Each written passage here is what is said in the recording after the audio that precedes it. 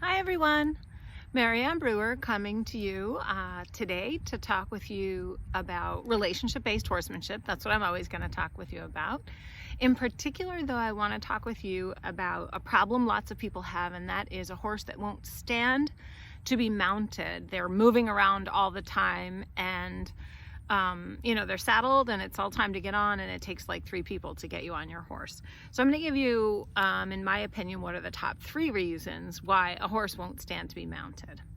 And the first one probably potentially goes all the way back to never truly accepting a saddle or a rider. So maybe they've accepted their saddle in the beginning when they were very first started, and maybe that was fine, but maybe they never truly accepted their rider. Maybe they never really learned how to partner up and get connected with their rider and even help them mount. If I'm gonna get on my horse, I want my horse to come pick me up. I want them to fully be engaged. Like, what if I'm out on the trail and I can't get on my horse because, I don't know, for whatever reason, I need my horse to come and get in a ditch so I can climb up, or I need my horse to come and help me get off of a tree stump, or just the side of the road. Maybe there's a little bit of a hill. It's important that your horse accepts you as a rider. And I promise you that if you have some thought that maybe your horse has never accepted a rider, then I would go back and I would do that work and have your horse really accept you as a rider. And what that means is they get the choice to move. I have other videos that actually share that. I'll see if I can put a link in the comments below to that other video that shows you how to have your horse really accept you as a rider. But if you don't have permission to get on your horse, then it's no wonder they're not helping you to get on. And truly, if you don't have any permission to get on, it makes me wonder if you actually have permission to ride. And people will say, well, once I get on, my horse is fine. I don't know. Is it fine? And I assert that if you actually get permission to ride your horse, you might find that your whole ride is very different.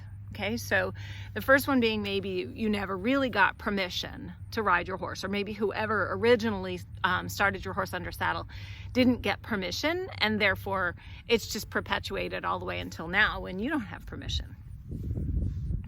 The other thing is maybe your horse, and this is, pain is always a part of why a horse says no. I always look for potential pain. So perhaps your horse is not standing to be mounted because maybe your horse's saddle doesn't fit. Maybe there's discomfort. Maybe their withers or their shoulders hurt because maybe you or someone has been mounting from the ground and the saddle has kind of been pulling on their shoulders, and maybe they feel like there's discomfort. Maybe they need to see a chiropractor. They're somehow out of whack from having the saddle pull across their shoulders or across their wither. That certainly is something that can happen, but maybe there's some sort of pain that's happening.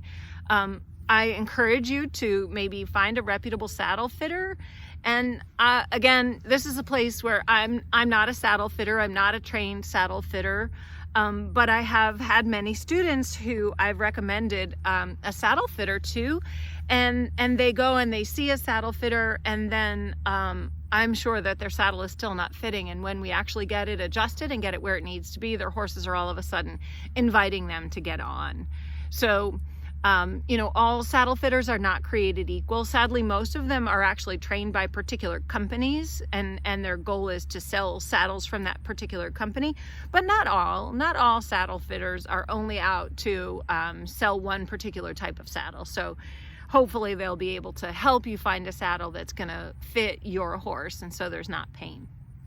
So if your horse has actually accepted you as a rider and their saddle is perfectly well fit, so those are 2 things that are going well in your direction. The third thing is what happens once you're mounted.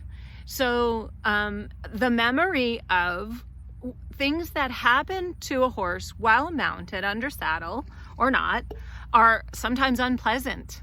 Maybe they're afraid that you're gonna force them to go away from their friends, or maybe you're gonna force them to go to unpleasant places, or maybe you're gonna force them to move too fast or too much, or they're gonna have to, maybe they don't like the bit in their mouth. Maybe that's they're afraid of pain. Maybe they're afraid of spurs that might be used. But think about all the things that happen once your horse is actually saddled and you're mounted.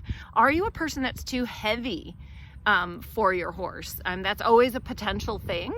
Look to see if that's potentially a problem. And then the other part of it is, are you considerate of your horse when the time comes that you actually want to ride? So many times horses don't want to be ridden because they know that they're going to be forced to go away from their herd mates, and where they find their comfort and safety is with their herd mates. So consider if that is the issue. So this is just a little short version of, why horses might not want to stand to be mounted. It's not just because they're being bad or they don't want to work. I'm not saying that every horse is a riding horse or ever should be a riding horse, but I am saying that horses that truly are riding horses, if they don't want to be ridden, there's a reason why, especially if it happens all of a sudden. Everything was fine until now. If that's the case, I would check things like saddle fit. I would check to see if that's a thing that's comfortable, or I would look to see what has happened the last few times I've ridden this horse. Did we practice our sport too much? When we did practice our sport, whatever that might be, dressage or barrel racing or whatever it might be, did my horse get injured or get scared? Do they, because sometimes when you have, you might see this if you've got a barrel racing horse, but I'm not picking on any particular discipline, because sometimes, horses just are arena sour and they don't even want to go into an arena. And that's definitely an effect of what happens when you go in there. That's a good example of that.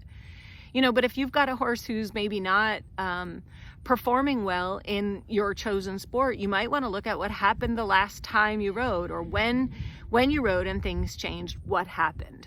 So backtrack, do a little backtracking and see. And also, my encouragement is always pay attention to your horse, because your horse is always going to be talking to you all along the way. Where is it that things begin to go awry? And the other part of it is manage your thoughts, because sometimes you are the one keeping displaced behaviors or unwanted behaviors in place by worrying about them. That's something that can definitely happen. So I hope any of this stuff helps. If it does, please like and subscribe and share this video. And I'd love to hear your comments. Please feel free to just drop them in the comment box below this video. I'll put some links in the video to some further information for you to see some of the things I'm talking about. And as always, if you need help, reach out. I'm happy to help. You can comment below this video, or you can email me at marianne@mariannebrewer.com, and I'll see you when we chat again. Thanks so much. Bye.